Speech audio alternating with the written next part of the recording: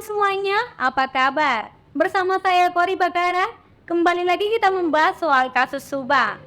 Di sini teman-teman kita lihat begitu banyaknya masyarakat berdoa supaya kasus Subang ini dapat terselesaikan.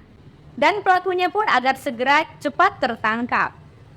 Kita katakan seperti itu karena kita juga dapat melihat ya teman-teman dari setiap video YouTuber yang mengikuti dan menganalisa kasus ini dari awal sampai sekarang. Berita hari ini yang kita dengar dari analisa Anjas bahwa kasus pembunuhan Ibu Tuti dan Amelia atau yang sering kita sebut kasus Subang ini, Polda Jawa Barat akan mengumumkan progres terbaru dari kasus Subang ini. Memang berita dari Anjas kita sudah mendengar bahwa sebulan yang lalu ada yang mengatakan Kabareskrim di Jakarta telah memanggil sejumlah anggota pihak kepolisian dari Polda Jawa Barat hingga Polres Subang untuk dipanggil ke Bareskrim Jakarta.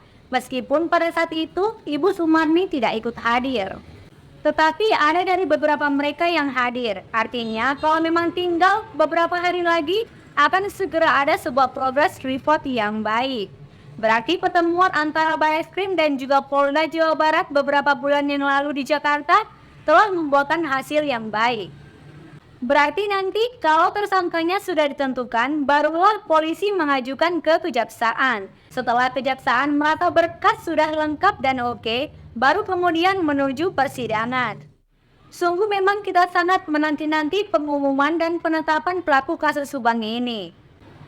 Kita mendengar berita bahwa polisi akan segera menentukan tersangkanya. Tentu saja kita sangat bahagia dan senang ya teman-teman.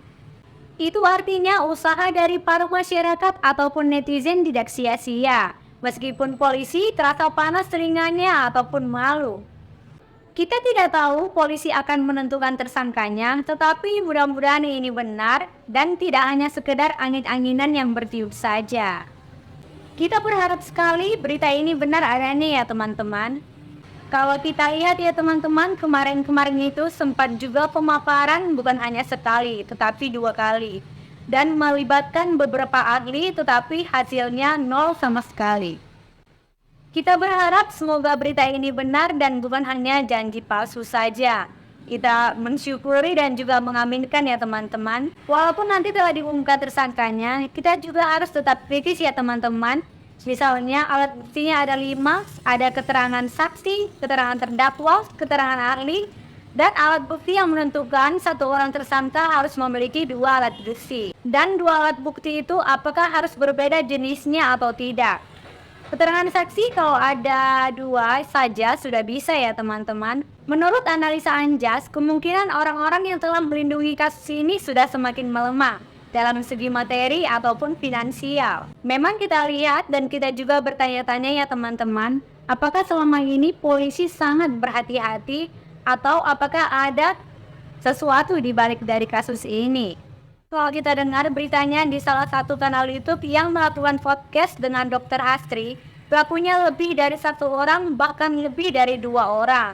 Seperti yang diberitakan selama ini. Ataupun itu berita-berita liar yang mengatakan ada oknum yang terlibat. Meskipun demikian, semoga benar-benar ya teman-teman kabar yang akan diumumkannya tersangka atau pelaku pembunuhan Ibu Tuti dan Amelia.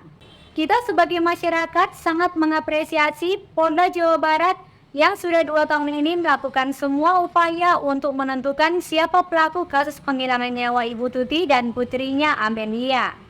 Kepolisian kemungkinan harus berhati-hati sekali selama 2 tahun ini ya teman-teman. Demikianlah teman-teman berita terkini yang dapat saya sampaikan. Jangan lupa like, komen, dan share ke seluruh sosial media yang kamu punya. Dan jangan lupa subscribe bagi teman-teman yang belum berlangganan. Kori News, salam sehat selalu.